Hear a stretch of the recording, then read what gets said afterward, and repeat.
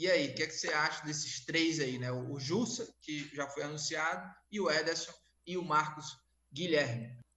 Lucas, eu acredito que dá para notar, assim, a primeira coisa dessas contratações é que o Fortaleza ele vai respeitar muito o orçamento dele.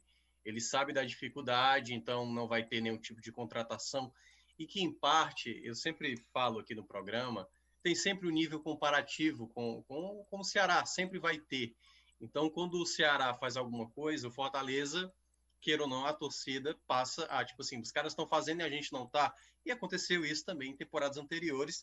Tanto é que, né, essa disputa aí de um tentar repetir o outro faz com que os dois evoluam. Só que o Fortaleza, ele sabe da dificuldade dele, que ele tem passado, né? A permanência foi realmente um sacrifício para o Fortaleza se manter. E, no caso, começar a temporada de 2021, acredito que o Fortaleza ele não vai fazer loucuras, pelo menos é o que está indicando aí. O Ederson, por exemplo, que foi o jogador que eu falei, acho que o Fortaleza vai dar um tiro na água, eu acho que ele não mostrou em 2020 bola para ser considerado uma aposta, sabe assim? Porque assim, eu sempre reforcei em alguns pontos assim. O Ederson, eu vi alguns jogos dele do Cruzeiro e gostei de uma maneira geral, mas eu não vi nada demais. Mas tudo bem, o Fortaleza talvez não vá trazer nenhum cara, né? Assim, a questão é porque eu acho que o Fortaleza deveria apostar em jogadores que pelo menos mostraram uma curva de evolução. E o Ederson, eu acho que ele teve uma queda grande para 2020, sabe? De 2019 para 2020. Ele teria que recuperar o futebol dele, que jogou lá no Cruzeiro.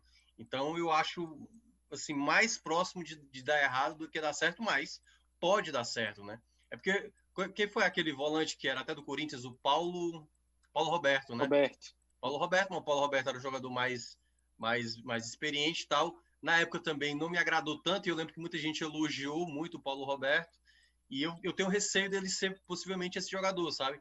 Talvez para o que o Fortaleza precise, de uma renovação ali para o meio, ele possa ser esse titular ideal, né? Mas você ainda vai ter Felipe, você vai ter Juninho, Ronald e tal, mas assim, não me agradou totalmente. Eu fiquei mais pro lado negativo, mas enfim, é só uma avaliação.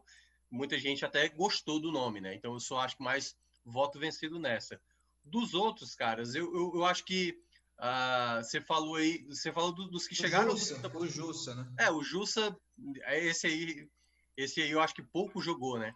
Muita gente, eu vi torcedores do Cinco Inter, e aí, jogos, né, claro, na temporada passada. 5 jogos. pois é, muita gente, torcida do Inter, tipo assim, deu graças a Deus, tá, ainda bem que saiu. Era para ter levado o Lindoso também, por exemplo. O Lindoso, talvez eu acho que fosse um nome mais, sabe, com mais experiência, jogou mais, passou pro Botafogo, teve mais jogos, né? O Justo é uma aposta, eu acho uma aposta. Não chega com cacife, tipo, é titular, mas pela característica dele que o Enderson chegou a mencionar para a diretoria, eu quero um volante que tem um perfil mais de pegador. Então seria mais o perfil que era o Derlei, entendeu? Então, para esse perfil, esse jogador acaba entrando. É porque muda muito o panorama, né? O Fortaleza vem de anos aí sem jogar com esse perfil, com esse jogador. Porque o Derlei, lembra que o Derlei teve um momento lá com o Ceni na Série B, né? Ele termina o campeonato estadual sendo titular e eu acho que os 9 primeiros 10 jogos foi com o Derlei como titular, porque o que o Ceni queria era ter o Felipe como jogador titular. Tanto é que o Felipe era reserva lá no início da Série B. E aí depois é que o Felipe ganha a titularidade e faz ali a dupla de volantes até com o Nenê Bonilha, né, na época.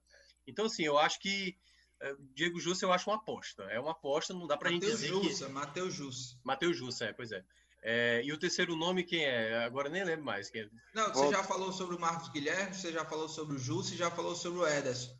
Tem o outro nome que o Afonso até citou, né, que eu até não perguntei para você. Não, o Robson já vem falando, né, assim como o Crispim. É o Diego Guedes, lateral direito aí, que está próximo de acertar. Esse nome também, confesso que não acompanhei tanto. É outro jogador que não jogou tanto, entendeu? Então, assim, você vê que é um perfil de jogadores para tentar se recuperar, o que é um certo risco, entendeu? Eu acho que o Fortaleza tem trabalhado um pouco no risco. Enfim, vamos ver. Esse jogador eu lembro dele na época do Santos. Eu lembro dele. É um lateral que apoia muito bem, entendeu? Defensivamente, não lembro muito bem se ele era tão bom assim, mas ofensivamente é um jogador de boa chegada.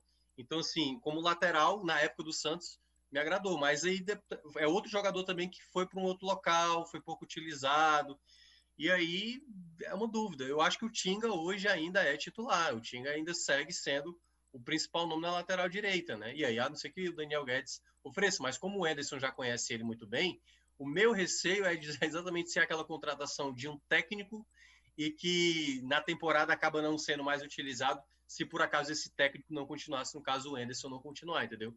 E aí já não foi uma aquisição do treinador antigo, na prática não faz o meu perfil, e eu acho que o Fortaleza tem que ter, eu acho que tem que pensar bem. Eu entendo, porque precisa fazer reformulação e tá tudo em cima, né? Então, assim, o Fortaleza precisa reformular, precisa ser rápido, mas ao mesmo tempo tem que saber escolher bem para não dar tiro errado.